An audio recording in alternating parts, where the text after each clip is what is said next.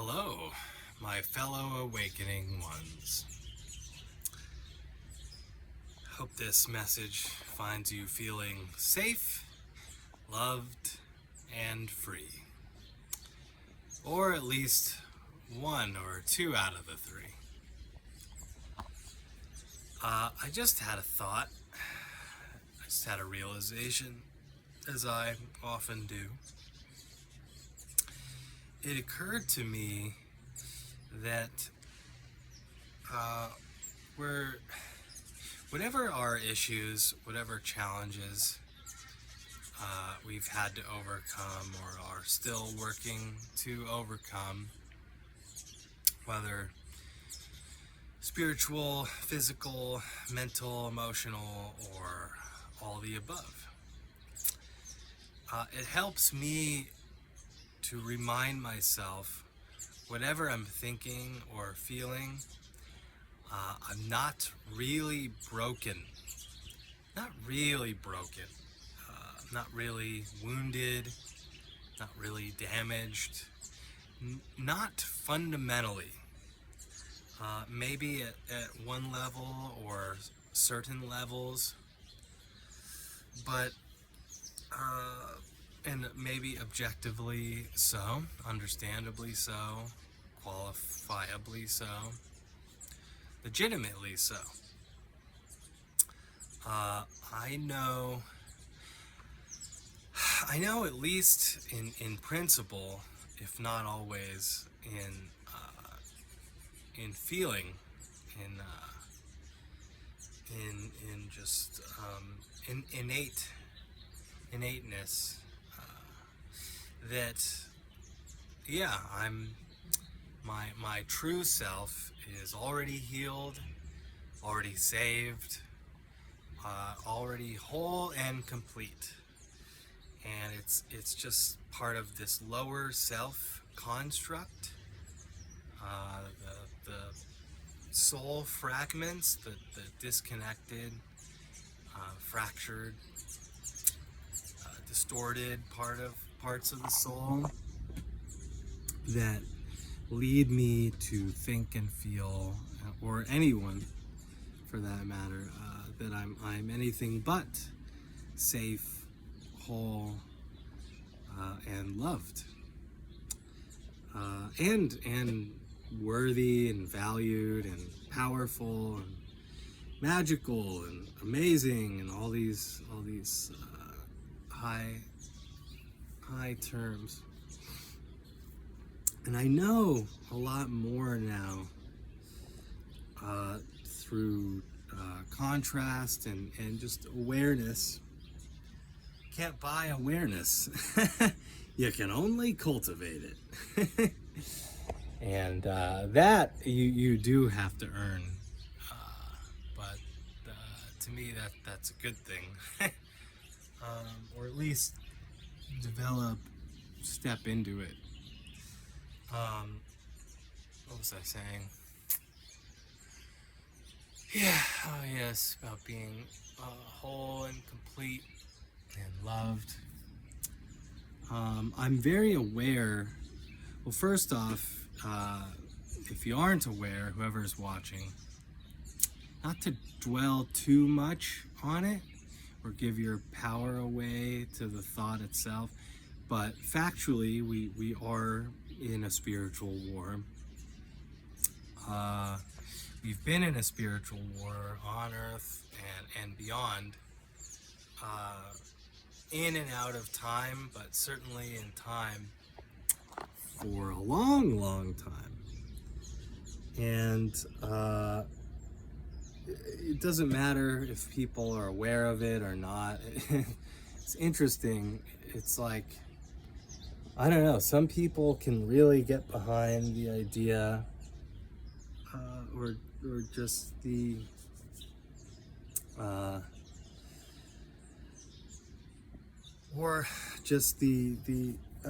circumstances that there are these geopolitical and military and other wars going on here on the planet, but it's like a lot of people either can't or won't and refuse to accept that there's also a spiritual component, metaphysical component, energetic component, consciousness component, and that these things, or the spiritual component, to me underlies everything. It encompasses all the other conflicts, all the other imbalances, pollutions, toxicities, artificiality here that's out of alignment. I suppose it wouldn't be bad per se just for something to be artificial. It could be possible for something to be artificial or to be made artificially, synthetically, that's maybe not distorted or toxic or frequency lowering for the environment, I suppose. But it's I guess that's a whole other topic. But yeah, just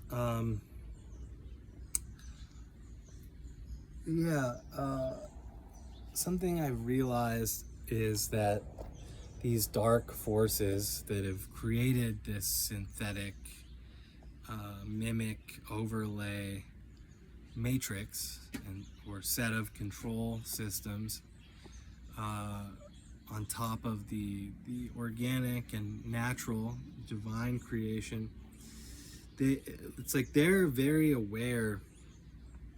First off, one challenge for most of us, maybe even other life forms too, forms of consciousness here, is that they're aware. Not only are they aware of that because they made it, or if it's a minion, they're very involved in the creation and perpetuation of that. So not only are they aware of that, but they're aware also of just the fundamental nature of this construct, of this reality. They're aware of who and what they are, at least factually and in principle on a metaphysical level. And then they're aware of what we are, and more aware of what we are than most of us. That's part of the challenge. Part of why this place has to be the most challenging realm in which to incarnate of anywhere. It's like it would be hard enough to come in over and over, or even once, with amnesia of the rest of you, of where you came from, who and what you really are beyond your human suit and your family and your story, your preferences, your likes and your challenges, your bank account, or lack of bank account, or funds in the bank account. But it's just like I've had to realize it's taken me till almost my 39th birthday here to realize that one of the main things these dark players, these matrix controllers and their minions do on the left hand, service to self / satanic or negative fear-based path, is they go to great lengths to convince us and influence us to believe that we are separate, we are weak, we are small, we are inferior, and that we need them, basically, that we need the banks and the governments and the medical system and organized religion and now technology and big tech and all these other things, that we need them to function. We need police and firemen and park rangers and tree boards and school boards and this board and that board and that board. Oh my. When really, what I've come to realize too on that note, as far as like companies and government, they need us, or even the medical system, they need us more than we need them. And yes, all is one. Nothing's really separate fundamentally. All is one, but yeah, just as far as these structures are fundamentally, you know, I don't know about you, but like I guess like there's a movement to like exit the matrix, people say, or get off grid, or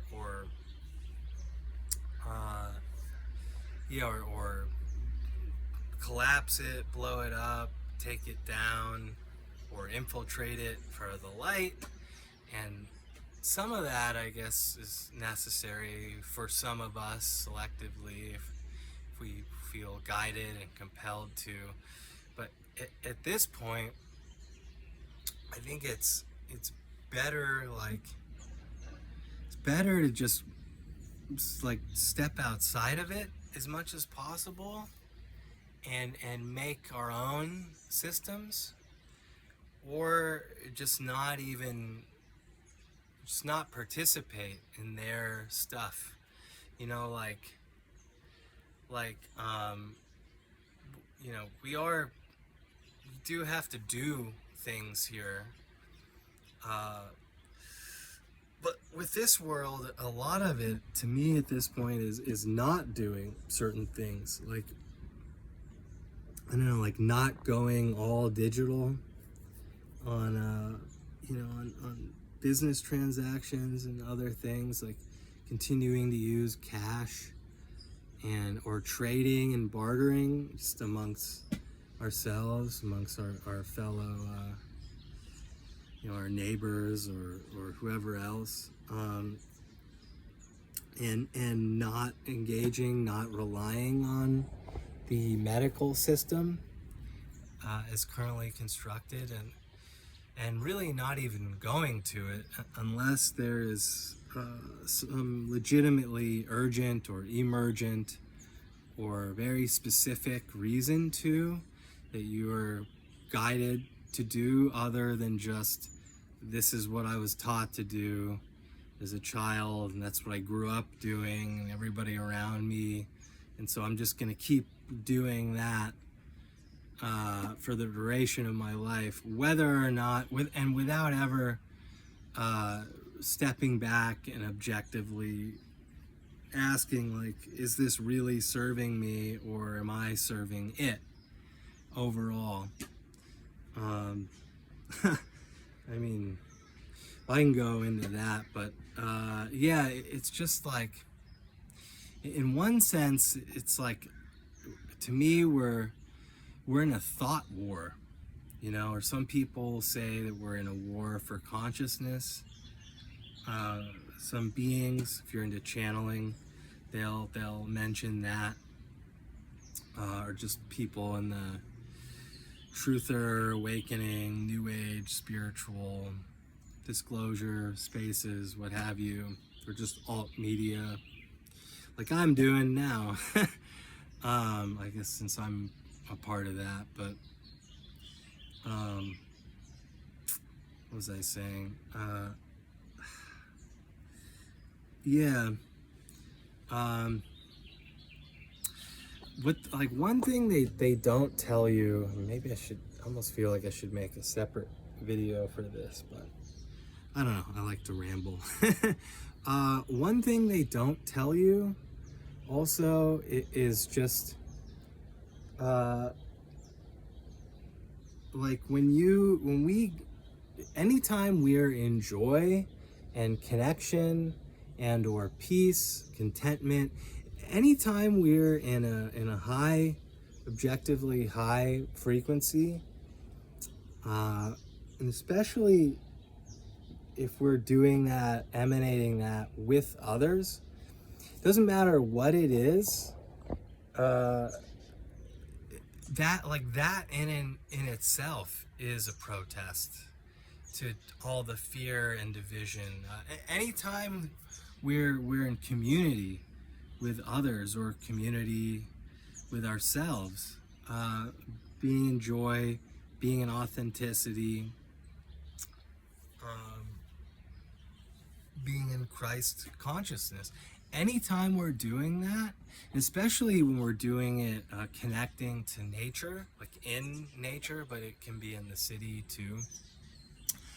All these things are counter to, and then in person as well, and not on the phone. Granted, it's a little, I get it's ironic for me to say that on the phone. I always think that when people are on YouTube saying, get off the phone, as they're saying that to their own phone, recording them. But anyway, it's true. Whenever we can get off of these things, off the devices, and actually connect with people in person, just in any positive way or friendly way, even if you never see that person again, that means more. That has more of an impact than most of us, I would say, objectively are aware. Even among awake people, like in the moment, we can't see, most of us, again, can't see like everything that's actually going on in the field around us or in the planet at any given moment. But just because we don't see that positive effect doesn't mean that it isn't there, that it isn't rippling out and lifting and helping the whole field. I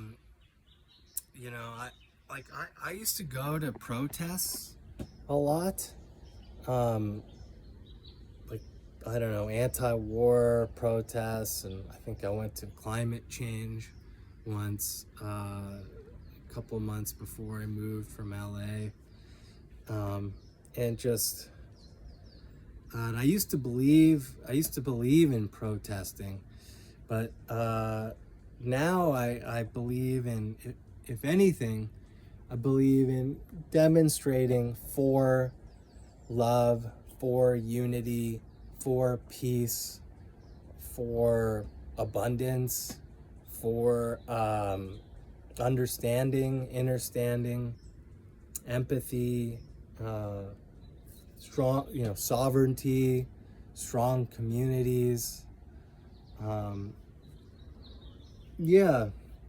freedom of speech, which I guess depending who you ask, people are either now very for that or very against that because they're afraid of it, which is very ironic, since to me you really can't have freedom in any form or fashion without freedom of speech. It's like preeminent, it's primal, well, maybe not primal, well, maybe on one level primal, but it's essential basically for all the other freedoms. And if you don't have that, then you can't have anything. You can't have freedom. You can have fake freedom, but yeah. Anyway, I hope that was of use, benefit to at least somebody or some of yous.